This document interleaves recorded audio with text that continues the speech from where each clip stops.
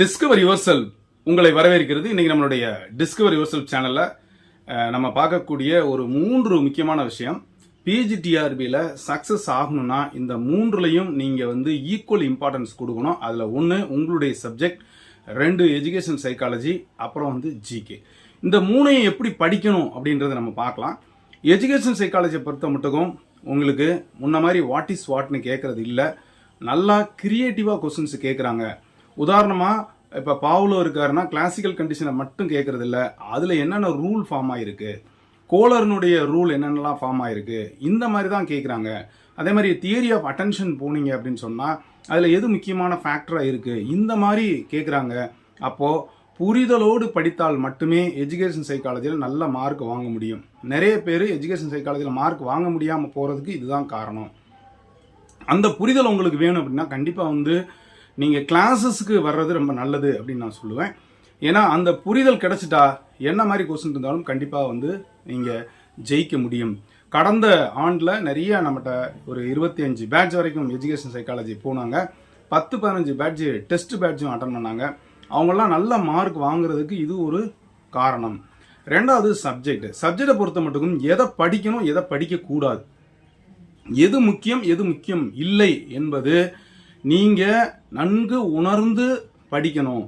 Subtitle இருக்கு. உதாரணமா commerce எடுத்துட்டீங்கன்னா கிட்டத்தட்ட நான் ஒரு 200 சப்டைட்டில் வச்சிருக்கீங்க 10 யூனிட்லையும் சேர்ந்து. அந்த 200 சப்டைட்டில் என்ன மாதிரி கேட்டாலும் உங்களால ஆன்சர்ஸ் பண்ற மாதிரி நீங்க உங்களுடைய ப்ரிப்பரேஷன் இருக்கணும்.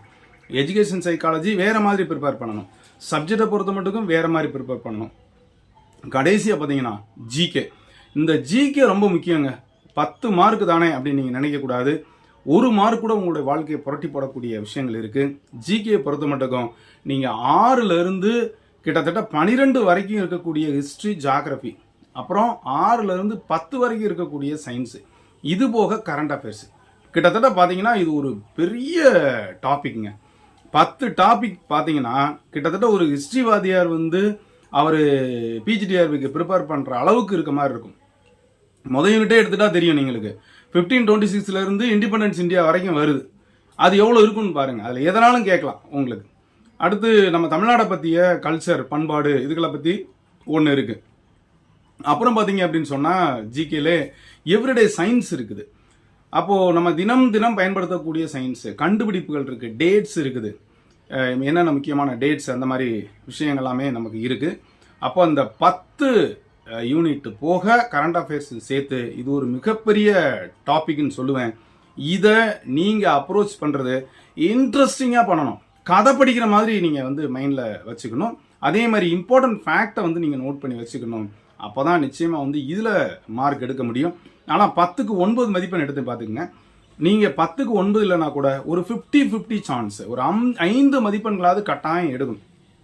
அட்லீஸ்ட் கரண்ட் அஃபேர்ஸ்ல 3 தட்டுறதுக்கு வழி பார்க்கணும். Regular reading of news paper, முக்கியமான ஃபேக்ட், முக்கியமான ஆக்ட், கான்ஸ்டியூஷனை பத்தி கண்டிப்பா ஒரு கேள்வி இருக்கும். அதுவும் பெண் கல்வியை பத்தி நிச்சயமா ஒரு கேள்வி இருக்கும். ஆண்டர்பிரினர்ஷிப் பத்தி ஒரு கேள்வி இருக்கும். பிளானிங்கை பத்தி ஒரு கேள்வி இருக்கும். இதெல்லாம் முக்கியமான கேள்விகள். இதற்கு எல்லாமே எப்படி சொல்றோம் அப்படின்னா ப்ரீவியஸ் இயர் கொஸ்டின்ஸை நீங்க ரிவ்யூ பண்ணி பாத்தீங்கன்னா தெரியும் என்ன எதுல இருந்து கேட்கறாங்க அப்படின்னு சொல்லிட்டு. அப்போ அதற்கு ஏற்றவாறு தினமும் ஒரு மணி நேரம் இப்ப இருந்தே ஆரம்பிக்கணும். தினமும் 1 மணி நேரம் ஜிகேக்கு நீங்க ஒதுக்கணும்.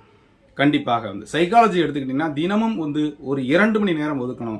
சப்ஜெக்டுக்கு ஒரு 3 மணி நேரம், கிட்டத்தட்ட நீங்க 6 மணி நேரம் ஸ்பெண்ட் பண்ணாதான் இந்த 3லையும் நீங்க ஜெயிக்க முடியும்.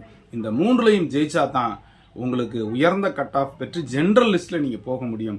இல்லைனா கோட்டா அது இதுன்னு சொல்லிட்டு உங்களுக்கு உள்ளே வருவதற்கு சிரமமாக இருக்கும். அப்போ இந்த 3 இம்பார்ட்டன்ட் நான் சொல்லக்கூடிய உங்களுடைய பாடம் சைக்காலஜி, ஜிகே, இந்த 3ஐயும் நான் சொல்ற 3 விதமா தயாரிச்சு நீங்க படிச்சீங்க அப்படின்னா நிச்சயமா நல்ல மார்க் வாங்க முடியும்.